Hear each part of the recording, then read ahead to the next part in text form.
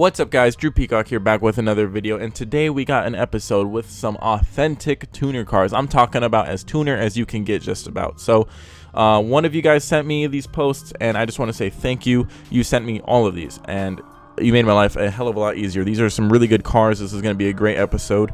Thank you. If you guys want to send me any of these, send them to my Gmail, drewpeacock.clips@gmail.com. I don't want to make this a video too long, so I'm not going to spend a whole lot of time on each car. Let's dive right in. 600 horsepower, 1991 Nissan Skyline GTR, $45,000 for an R32. Exterior wise, looks sleek, looks simple, doesn't look over the top, doesn't look ricey, it's not sticker bombed, he doesn't have unnecessary shit, looks very clean. Paint looks very nice, body very clean and simple, looks nice. The taillights, the classic taillights of a GTR 4, look at that, almost looks like a Chevy Impala. I know, shots fired. We got the fart can sticking out the bottom, that's just what I call it, don't get offended by it, it's not a bad word. RB26 from an R33. That is a nice engine right there, okay? Look at it. Pristine. Blue. Looks clean. Paint matched and everything. Looks very nice under the hood. Looks well taken care of. It's got an engine seatbelt right here. Too bad we don't have like a zoomed out picture. It would have been really nice to see. The seats look like they've had some anime orgies on them. They're a little bit dirty, but cool, I guess. Right-hand drive. Right-hand drive is something that I kind of want to test out. I want to see how it is. Driving around in the United States for right-hand drive, I feel like would be annoying. If any of my flock members that are watching this have a right-hand drive car and you drive around in the United States, tell me how it is. Is it weird with the shifter, you know, being on the left-hand side? Is it something to get used to, shifting with your left hand? I feel like that alone would be kind of hard. So I'm right-handed. I feel like that'd be a weird thing, you know, and the blinker and everything on the other side. I feel like it'd be hard, and I don't know. Let me know how it is. Is it annoying? Is it something that you really got to get used to? BBS wheels, not my personal favorite on this car, but they do their job. They look nice. They're not the worst wheels ever. Recaro seats look nice and plush. They look like they're gonna hold you in your place right where you need to be, you know, hitting the canyon roads. But again, a very clean R32. Gotta love the R32. Just about as import as you can get. I'm surprised there's no Supra on this list. Sorry, spoiler alert, no Supras. 600 wheel horsepower. He's got an RB26 from an R33 with aftermarket pistons, rods, and bearings. My bad, don't want to butcher the name. Tomei, whatever. I'm a little white boy from California, I don't know how to pronounce this Japanese stuff. N1 crankshaft. He's got a port and polished head from an R34 with an HKS 272 cam. If you Nissan Skyline fanboys want to, you know, just go get the lotion bottle right now, go ahead. You know, this list will probably do it for you. So again, I'm not going to dive in and you know, break everything down. If you want to pause it and read it, go ahead. I'll leave it here for a quick second so you guys can pause it. But again, I can't break down every car. I don't want to make the video super long and just keep reading to you guys. So if you guys really want to, go ahead. It's got short shifter, it's got new paint, it's got some brand new Nitto tires, BBS wheel. Go ahead, pause it, go ahead and read it. Moving on. 1993 Mazda RX-7 FD single turbo, 420 wheel horsepower. Do you think he was shooting for 420, or do you think that was just a coincidence? $26,000, and this is one hell of a clean FD. Okay, this is how I want my FD to look. Okay, once I get one, if I have a garage, this is how it's gonna look. Okay, maybe a different color, but it looks very nice. Okay, a lot of you ask me on the stream, hey yo, if you could have an import, what would it be? You know, I say the FD. The FD is very clean, and this is kind of what I picture. This body kit, it looks very clean. Pop-up headlights, gotta love pop-up headlights. The wheels aren't my personal favorite, but the detail on this body kit and the paint just looks very nice. It almost looks like a Viper. I've heard people say it's like the poor man Viper, but I could see why. I mean, even especially with this body kit and shit like that, it looks like a snake. It looks like a Viper. I'm not even gonna fuck with you. I mean, I don't know if that's what they were going for, but it for sure does look like that. It's got the big old fart can sticking out the back. Send it for the license plate. Gotta love that. It's got the wing up there. Not a huge fan of the wing, but it's a good looking car. Under the hood, too much color for me. Red, blue. This isn't Spider-Man's car, but just a little bit too much. I would have just went a little bit more simple on the pool noodles. Just went black. Didn't need to paint all your pulleys blue either, and your alternator shit. So I don't know, I would have stepped that down just a little bit, but again, personal preference. Interior looks very clean, comfy interior, pretty much stock except for some of his gauges and shit like that, but very clean interior. Looks very cozy. I really like the interior. I'm not even gonna lie, I really like the interior. Looks like you got a lot of storage too. Nice beautiful photo right here of it. Beautiful ascent shot of it right here. Looks like a very clean car. One of the best RX-7s I've ever seen. I like it a lot. I would buy this car right now if I had the money and I had the space and I had like, more or less the money. The space I could deal with, but if I had the money, I'd buy this car. Going down to the description again, this guy's got "of mice and men" as his fucking description. It's pretty long. It's not too long though, but we'll get through some of it. So he's got 420 horsepower, wheel horsepower, my bad. He has 102,000 miles on the chassis and 2,500 on the freshly rebuilt motor. He's got 15 pounds of boost, 93 octane gas, just normal pump gas, so that's pretty good. He's got SSR GT3 3-piece wheels. Again, not a huge fan of those. Michelin Pilot Super Sport tires, those are probably great tires for that car. 99 spec taillights and 99 spec fog lights. HKS blow-off valve, HKS twin power. Again, if you guys really want to go ahead and pause and read through all this, you can go ahead. Again, I can't read all of this, it's pretty long, and I don't think you guys want to just hear me reading for a while, so I'll show you one quick picture of it really quick before we move on to the next car. But again, a very clean FD. I really want this car, and I wish I had the money to just buy all these cars. I mean, honestly, that'd be one hell of a garage right there. So moving on, we got its younger brother. We got the RX8. It's a 700 wheel horsepower Rocket Bunny Mazda RX8 E85 Super Street featured. So it's a show car, but it's got 700 horsepower. Damn, best of both worlds right here. So we got a very beautiful looking RX8, obviously wide body, obviously on bags of some sort, very aggressive front splitter.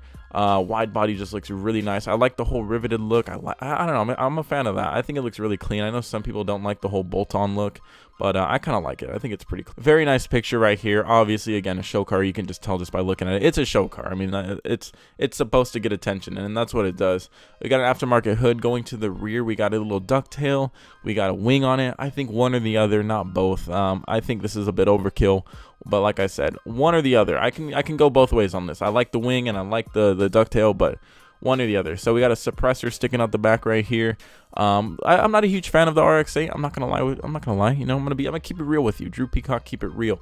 I'm not a huge fan of the RX8, but this one is very clean. These wheels look very nice too. Very deep dish. Someone lost their wallet somehow looking at the wheels. Don't know how they managed to do that, but someone lost their wallet. Slotted and drilled rotors. These wheels are very clean. Bright red seats. That's kind of a bit much for me. I think bright red seats kind of stand out a bit.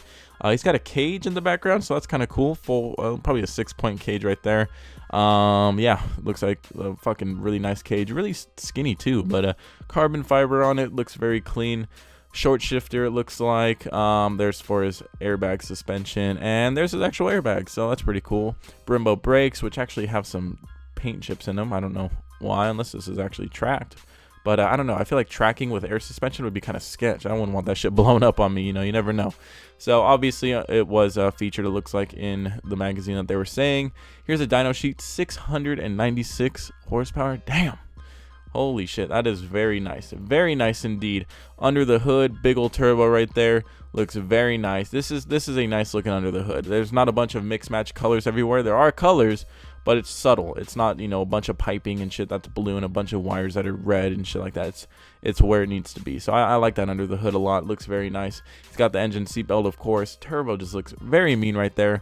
And then we got the rotary engine right there. So let's see his description. Very clean car. One of the better looking RX-8s I've ever seen, actually. And that's kind of difficult to say because I'm not a huge fan of the RX-8. And this guy's got an even longer description right here. Holy shit. Obviously, again, I can't read all this. You guys don't want to hear me reading and listing off shits for like 30 minutes. I'm not going to do that. So the car currently has an Rx-7 13B swap. So that's pretty cool. This engine is built to handle 1,000 plus wheel horsepower. So that's pretty good again. It's well close to it's currently pushing well close to 800 wheel horsepower on E85 fuel, so that's cool. Again, very fast car. On this little ass car, I mean, it's pretty much a Miata. It's pretty much an NC Miata with 700 horsepower. Now again, it probably weighs a good amount being on what it's got, but it's a pretty small car. So he's got RSV forged 3-piece wheels. His wheels have been rebarreled. He's got R888 tires from Toyo, so that's pretty nice tires right there. Gotta give him props on that. He's got a carbon fiber hood. Going to his interior, he does have a 6-point roll cage. He has red leather upholstered interior, so that's pretty nice. Again, I'm not a huge fan of having bright interior, but it's okay. It's okay. I'll give it to him on that one. Battery relocation kit. Again, I'm not going to read everything. I've already, stated that. I'm just trying to make it clear. I'm just reading things that I just see. So he's got a HKS GT2 50mm wastegate, full race vacuum block, downpipe, and full 4-inch exhaust. Again, if you guys want to pause this and read all of this and fucking get the lotion bottle and do what you got to do, go ahead. I don't blame you. It's a very clean car, okay? I'm not a huge fan of the RX-8s, and it's very clean. I do like it. I want to try one out. I gotta see how an RX8 is. I gotta see how an RX-7 is too. I got a lot of to-do things. Okay, very nice looking car though, very clean, eye-catching for sure. Subaru WRX JDM Turbo 2012. $23,000 in Norwalk, California. That's not too far from me. So he's got boxer squad up on the windshield, obviously for the engine. He's got a carbon fiber hood with hood pins, aggressive splitter, little canards, wide body kit, cherry red paint, weather guards, which is the big in the whole car, a wing in the back. It's a very clean car. Okay, just from the pictures that we have, sadly we don't have that many. They're all kind of front and side shots. Sadly, I would have really liked to see the rear and under the hood and the interior, but I don't know. Sadly, we don't have that, and I would have really liked to see that. So this wide body kit, it's looking really clean. This car almost, though, sadly, it almost looks like the new Type R. I don't know why. I just got that thought right here. Just looking at this area right here where I'm circling, it looked like the Type R for a second. So I'm sorry. Carbon fiber in the sunlight looks beautiful, but it did look like a Type R for a second, and I just can't get that image out of my brain now. So it's a hatch. It looks very clean. You don't see hatches that much anymore. The hatches that you do see, they usually look crazy like this though. So they're a little hidden sleeper out there. So sadly, not too many pictures, but he is selling his beloved STI. Sadly, this is the 7th sexually transmitted infection he has owned. So that's kind of bad. But his mods, he's got a Cobb V3 Stage 2. He's got aftermarket rods, forged pistons, valves, wide body flares, 18 by 11. I think those are supposed to say Cosmos. I could be wrong, but Cosmo wheels. Rear Concord diffuser version 2, carbon fiber hood, and the list goes on. It holds a salvage title, but he says, I guess it hasn't been in an accident, and none of the bags have been deployed, and the frame hasn't been fucked up. So again, sadly, I would have really liked to see more of this car. It is a very clean car. I just really hope that the cleanness follows it into the interior and into under the hood. But that's all we get. It's sad to see that that's all we get. So it's rebuilt. It is what it is. Very clean though. I do like it. Very aggressive for sure. An eye catcher. So going on to the last car, we got the rival of the STI. We got the Evo, and the Evo 9 to be exact. It's an in progress track build, $17,500.